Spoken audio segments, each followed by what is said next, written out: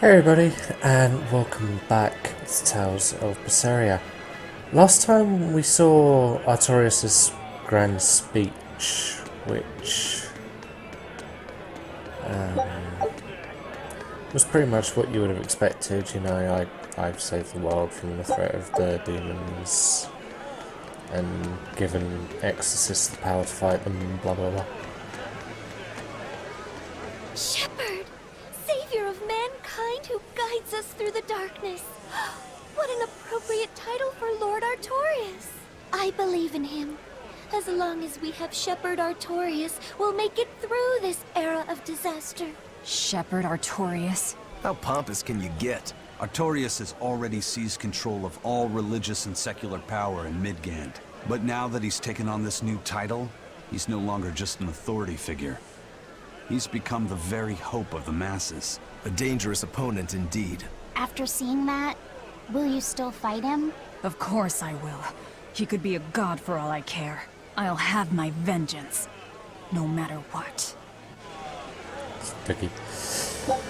And yeah, we saw the birth of the title of the Shepherd, namely Artorias. The exorcists sure were out in full force to see the Shepherd's inauguration, weren't they? What about that guy you're after? Was he there? What, and have to stand around looking all proper? Nah, that's not his style. Then I thought he was one of the top exorcists. That wouldn't matter to him. Huh. All right. Actually, Velvet, speaking of the Shepherd, I noticed he wasn't using his right arm. Was he hurt or something? Yeah.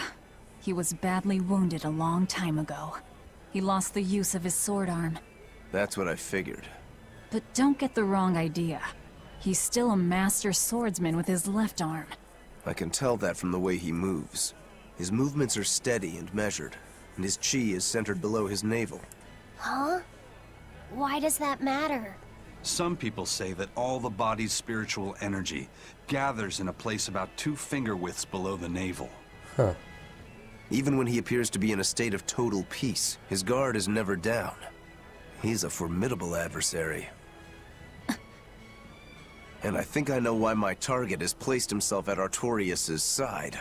Because now I want to take Artorias down too. I guess that means Rokuro's on board as well. Okay, so we've got to find the tavern. I wonder if it's this place, because it's got like grapes on it. Grapes to me say wine. We'll see. Oh. Well, there you go. Hey, buddy. What'll it be? Some food for the boy.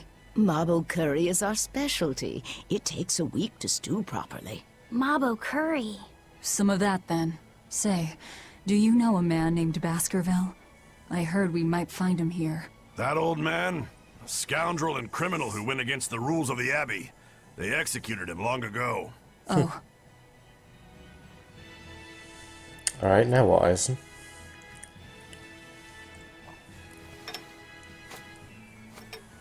Velvet, this Mabo curry is amazing.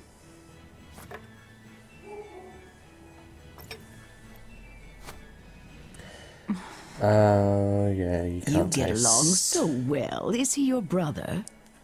No. No, he wouldn't be, would he? After all, your brother was murdered before your eyes. Pardon? How do you know that? The shadows watch those who flinch from the light. So the guild is still active, even after Baskerville's arrest? That's right. Just like how Ifrid's crew continues their piracy, even without their captain. So you're the contact? What may I help you with? I want to know what Artorias is planning. Information such as that? It won't come cheap. I have here a list of jobs, not one remotely legal.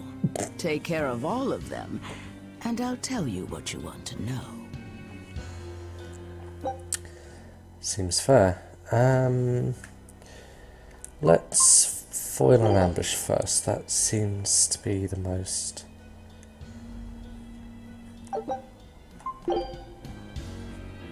Well, seems to be the Take nicest this one. documentation. It's fake. but it's a good fake. Oh, that's what It'll we hold need. up to inspection. It's registered to Mogulu's menagerie. Oh? Was that not the name you gave to the guard at the gate? I can see you're a group to be reckoned with. Report back here once you're finished. However, be aware that should you fail... Then this conversation never took place. Got it. I'll cause you no trouble. I appreciate your understanding. You're welcome to stay the night, free of charge. Forget about work until the morning comes. But what about, I guess, there must be a timer in the ambush. So. Right. You're missing Captain Eifried. The captain has done much toward our viability. I promise that I'll share anything I hear about him for no charge. Why is that one bottle Thanks. in such high definition? All we know is there was a pendulum on the ground at the last place he was seen. And that Legate Melchior is connected to the captain's disappearance. How? We don't know.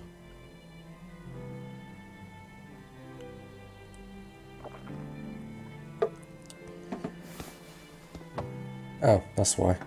Makes sense. Keep talking about pendulum. Sounds like you've got problems of your own. Do you really have time to take on ours as well? I could ask you why you've tied yourself up with Velvet. Me? I've got a debt to repay.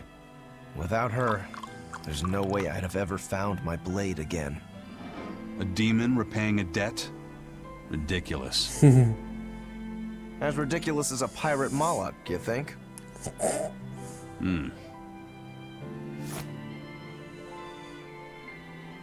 No matter how you look at it, there's nothing reasonable about our rogue existence. I feel like And he in got this drunk really brave easily. new world governed by reason, a rogue can either rage and become a monster like me, Or band together with others. Like a ship full of pirates, perhaps. Exactly.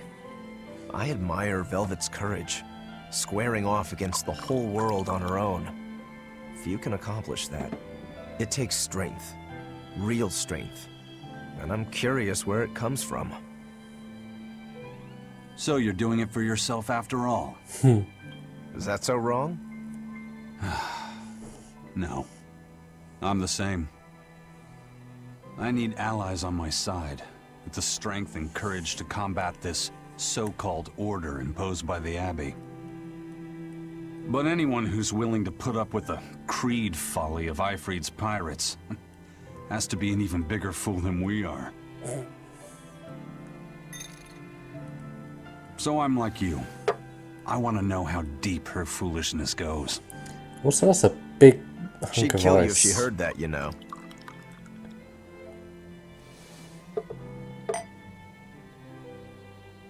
It's a compliment. Fools that big aren't born every day. Aha.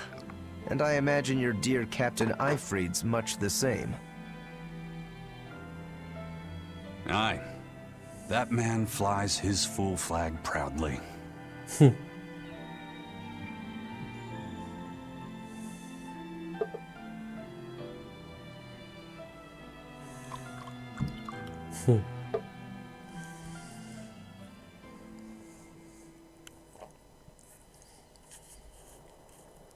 The shepherd Artorias, He's got the populace eating from the palm of his hand.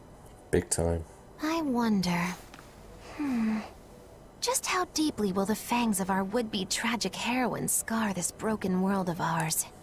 I've got a traitor to find, but in the meantime, this should be a good show. Oh, so Maguilo's gonna hang around.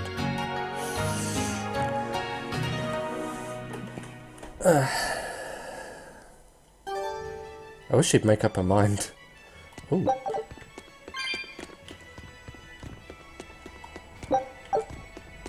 Just a load of silver coins. A kind face for such a hard woman. She knew about me and our cover. She's got ears everywhere. And that's not all. She called the papers fake, but they're not. So she's got spies working on the inside, too. I heard that her predecessor, Baskerville, was a monument against authority. But to think he was executed. They've lost their leader, but remain unconquered. Not an organization to trifle with. That's how they have to be to take on the Abbey. We'd better succeed on our missions, and not just to get the information we need. Yeah. Besides, I'd like to get another of those drinks, too. You're a man of taste. That place always has the best. You'd better work hard too, if you want more Mabo curry. I will. Kid just doesn't stop eating. Alright, oh, more minigames. Oh, the old serving game, huh? Oh well, that's just another way to get Tails coins, which, as you can see, I haven't done those because they are terrifying. But I got everything else, so I don't particularly fancy doing the classic tried and true waitress game.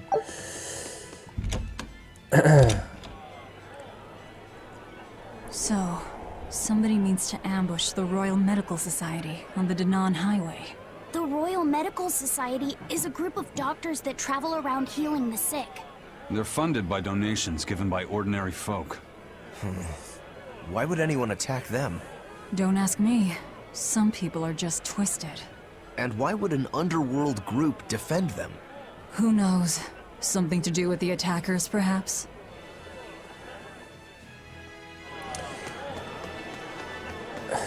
I guess the underworld group doesn't want doctors and nurses to get attacked. That ceremony was simply fantastic. Lord Artorias' speech was brilliant, of course, but Prince Percival was really something too. He raises up Artorias to help the country and its people, then willingly steps down. Now that's what I call a king. You think You so? reckon? Well, to me, he just looks like a wimp. He may look that way, but he has a great inner strength. He's excelled as a scholar and a leader since he was young. His only hobby is falconry, but sadly I hear he hasn't had the time for it lately. You seem like a big supporter of his. Well, he's got 2 younger brothers, but just between you and me, they're dolts. Worse, they hang with a bad crowd. If on. anything were to happen to Prince Percival, the future of Midgand would be bleak. Go on. So everyone's hopes are riding on him, then. Which means Midgand's vulnerable without him.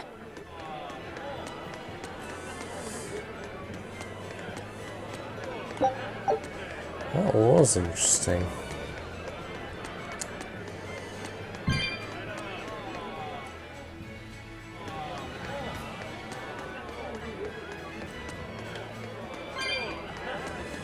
Alright, let's hit up this last little speech bubble, and then I'm fairly sure the northern exit is the Danan Highway. Let's get that. He may be the shepherd now, but no one knows who he was before the Advent, or what he did. No, they don't. But he showed up one day with a mallet in tow, routed the demons, and formed a band of skilled young exorcists. That sounds pretty suspicious. Right? But the kingdom readily acknowledged his abilities and his conviction, and threw its full support behind him. Maybe he plans on usurping power for himself. Not likely. He's worked tirelessly to rebuild the church and state, and shore up the royal family's position. Lining his pockets from the state coffers, then. Not the slightest chance. Rather, he's got all the other higher-ups worried he's working himself to death. Then what's he after? Maybe there is no ulterior motive. Maybe he is our shepherd. Whatever the case, if he hadn't shown up when he did 3 years ago, Midgand would be a smoking ruin. It's hard to argue against that.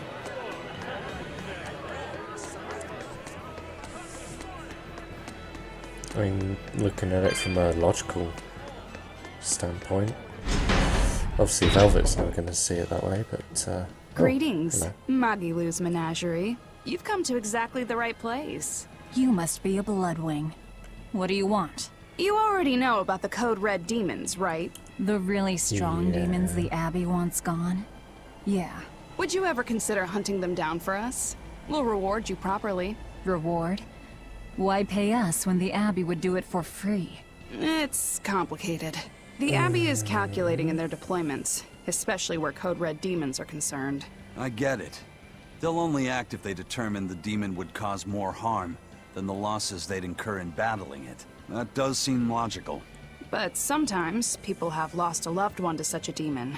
Or sometimes they have a connection to the person the demon used to be. Wherever there's a Code Red demon, you can bet there are people willing to pay good money to have it killed. And let me guess. That's where the Bloodwings come in. Yeah. Exactly. There are Bloodwings all throughout Midgand who have information on these Code Red demons. If you defeat a demon and report back to my comrades, they'll make sure you're well compensated. All right, I understand. But I won't make any promises. That's fine. No sense in drawing up a contract when the hunter probably won't survive anyway. If you get results, let us know. We'll hold up our end. That being said, I'd feel guilty if I didn't help out at least a little, so... Here, take this. This being... Those Bloodwings are definitely a rough crowd. To be fair, things are never that straightforward when you're dealing with demons.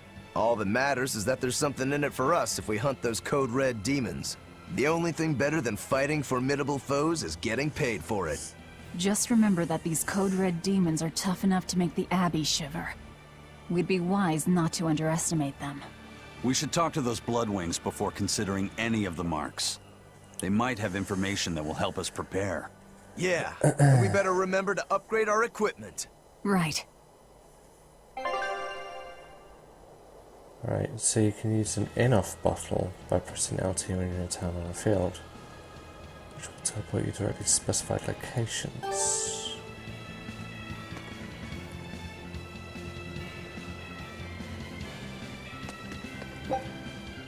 So that's... okay. Hey, Laphicet. What is it, Roguro? Mabo curry. Huh? What? You're an interesting one. You like Mabo curry that much, huh? It smells good. And it's creamy and kind of spicy. Eating it made me feel nice. I'd say you love it then. Do all Malakim have such an appetite? Each has their own tastes. Some eat a lot, some eat a little. Just like humans or demons. What do you like, Eizen? Drinks, I suppose. What else? Pretty much just drinks. Don't you like anything else? Is it a problem if I don't? No. I'm just wondering. For me, it's drinks and candied sweet potatoes. That's where you boil strips of sweet potato in oil and then coat them in sugar, right? Yeah, I never get tired of them. So you like to drink, but you've also got a sweet tooth? Yeah. Is that so strange? No. Candied sweet potatoes. Sounds good. Oh god. There's nothing to be ashamed of. It's just a sign that you're alive, remember? Right. Alright, so... I think we're on the Dannon Highway? Yeah. Oh, we're on Southern Dannon Highway. I wonder if there's, like... Oh, it's up there. Okay, fair enough. Okay, so... we have been enlisted in the employment of the Shadow Guild. And...